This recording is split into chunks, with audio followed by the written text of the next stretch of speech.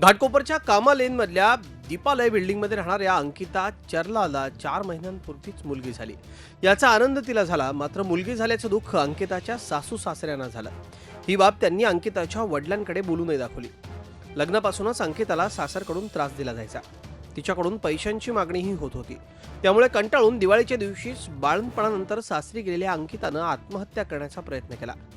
त्यात ती बचावली, मात्र नंतर तिची मृत्यूशी झुंज अपयशी ठरली। उसको लड़की हुई थी, वो भी उनको ससुराल वाले को पसंद नहीं था और ससुराल वाले उनके जो मेरी बहन के ससुर जी है वो कभी 4 महीने में कभी उनको मिलने भी नहीं आए। एक बार ससुर जी आए थे, वो भी उनके काम से आए थे, तो एक बार आए थे। बाकी सासू जो उसका मुंह भी देखने नहीं आई थी लड़की का 4 महीने। और घर पे उसको बहुत टॉर्चर करते थे छोटी छोटी बातों पर। दवापचार चालू होते। दरम्यान काल सकाळी 9:30 वाजता डॉक्टरांनी ते मयत झाल्याचं घोषित केल्यानंतर त्या गुन्ह्यामध्ये आम्ही 304 आणि 306 आत्महत्येस प्रवृत्त केला। या संदर्भात कलम वाढवलेला आहे आणि महिलेचा पती आणि सासू-सासरे यांना आम्ही काल अटक केलेला आहे आणि त्या गुन्ह्याचा तपास चालू आहे। घाटकोपर पोलीस ठाण्यात या प्रकरणी गुन्हा दाखल करण्यात आलाय।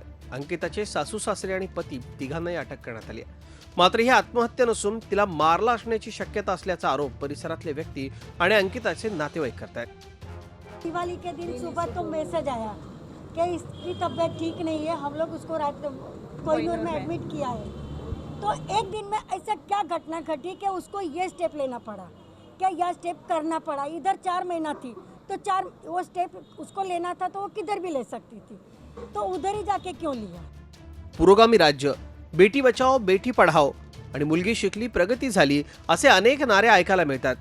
मात्र शिक्षित आणि उच्चभ्रू सोसायटीतही मुलगी झाली म्हणून छळणं तसंच तिला आत्महत्येला प्रवृत्त करणं ही समाजाला लागलेली कीड आहे। त्यामुळे अशा प्रवृत्तींवर कठोर शासन करण्याची वेळ आली आहे। Prashant Ankushrao, Zee Media, Ghatkopar. Zee 24 तास रहा एक पाऊल पुढे।